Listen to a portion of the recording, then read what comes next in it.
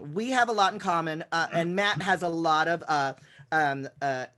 experience talking about people in relationships and talking people through relationships. You've been with your husband for 20 years. You have 21, kids. wait, 21 years wedding. 21 years is when we got married. Wow. This is past Memorial Day weekend. Yeah. Wow. Congratulations. Congratulations, yeah. And what do you feel are the enduring things that come up for you in a marriage? Like, this is where I gotta hunker down and work this out, or we're over.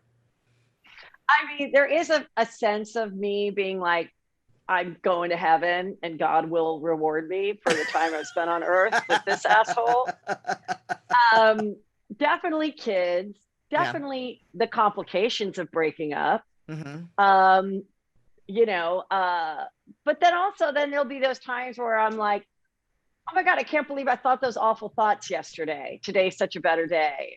We're having so much more fun today, or that was really great, or I have this to look forward to. And, you know, and then within 12 hours later, I'm like, are you fucking kidding me? Like, you know, so it's a lot of that. It's a lot of that. It's a lot of believing I deserve a medal.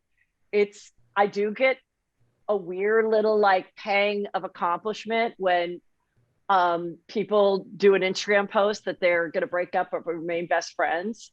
I always repost like Heather forever, because that's my husband's name. So Peter and Heather.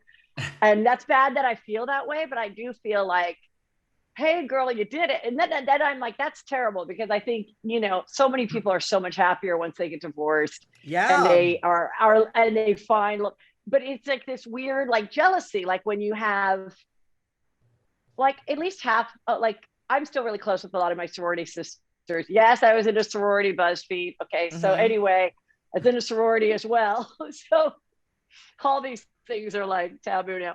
But with the girls that I was in my sorority with, it's kind of an interesting study of demographics, because there's like 2 girls that have never been married, not had kids. 2 girls that are like me, myself and one other girl still married to the first husband.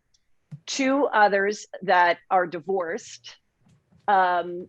And one, it was her second husband. He actually died. So now she's like kind of on her 3rd love. Oh, okay. And so, so it's kind of like interesting. But then when I would see my friend who got divorced, I visited her and her heart was broken from the divorce, but she was just having so much fun. She was in South Carolina, and it was just like a lot of rich, cute, age appropriate men that were like also looking for a second wife. And she was just like besieged with dating. And I was so excited to look at phone and swipe. And all of a sudden she goes, I know you think this is really fun. And she's much preferred. I was like, there's a little bit of like the grass is greener on the other side. You see your friends like all handsy on each other with their new person at the barbecue. And you have that little pang, like, is there someone that's a better match for me? I think there could be, to be quite honest. But what's the chances of me finding that person at this age? And the one that I know is like trustworthy, Dirty John.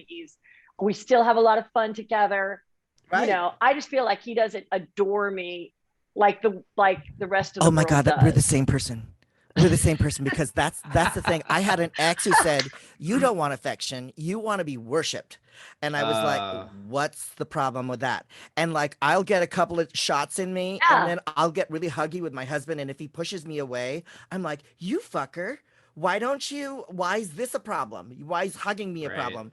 Now, Matt, can you address the kind of difference between the newness of a relationship and people who've been together? Hold on, before I do, actually, I do kind of want to jump in and say to the other end of this, because I've dated actors before, and so I kind of understand, which is typical, right? Like a caregiver and a performer. Why are you pulling away? I just want to be close.